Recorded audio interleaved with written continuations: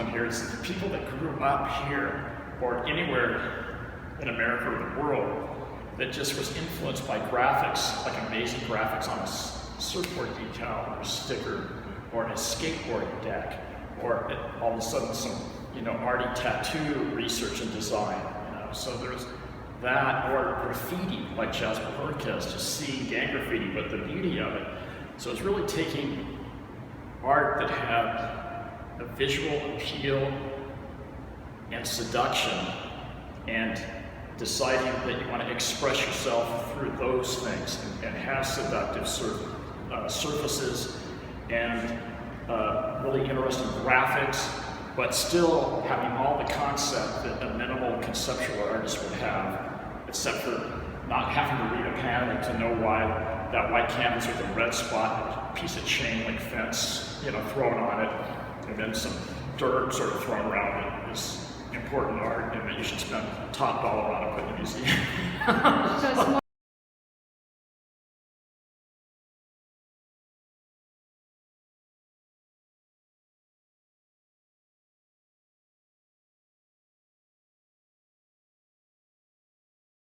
We are the music makers, and we are the dreamers of dreams.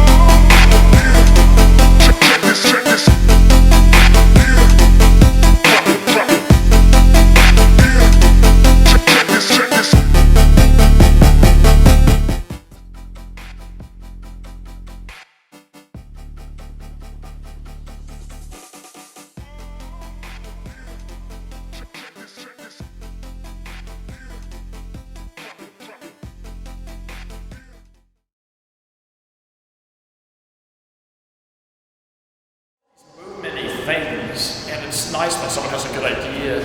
I mean, there was like a beautiful losers movement that was kind of taking place at the same time as what was being called lowbrow at the time, that later became pop surrealism, whatever term you want to call it. And talking about like Thomas Campbell? Yeah, and yeah, exactly.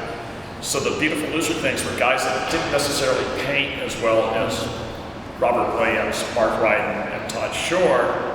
But they weren't like doing really conceptual stuff, and they were using images. It was just more folky looking images or more designy things. And it was also a voice of youth kind of thing, where these skateboarders and surfers and street artist guys, had something they were saying, and it resonated with the people their age. And then somehow they were able to do a show called Beautiful Losers that was, kind of like the custom culture show was for the lowbrow guys, and then we had Beautiful Losers, and they were all better than what was going on in New York. Like way better, and I like both those movements a lot. the crossover between skateboarding, graffiti, surfing, maybe like punk. They always were do-it-yourself people. When you come from a culture that's made by kids for kids, you had to do it yourself because there was nobody else doing it. Other people, they figure out their ways to do it, but I have to do this. I have to paint this. Just for this. It's communication, like the simplest form. It doesn't have any of the gross trappings of the art world or anything. It's just like a kid's tag is a kid's tag. It's skateboarding, man. That's where all of this came from. It's attracted a lot of like heroin addicts and creative people, and a lot of creative heroin addicts. I have the right to be exactly who I am, unadulterated, and bring it to you raw, uncut. And I think like nerds are like the dispossessed do sort of inherit the creative earth. To go from being like just a regular freak to being like a cool freak kind of, it's really nice. You can't tag me as a one thing or another. You can't tag almost anybody as just a painter, as just a photographer. We're just artists.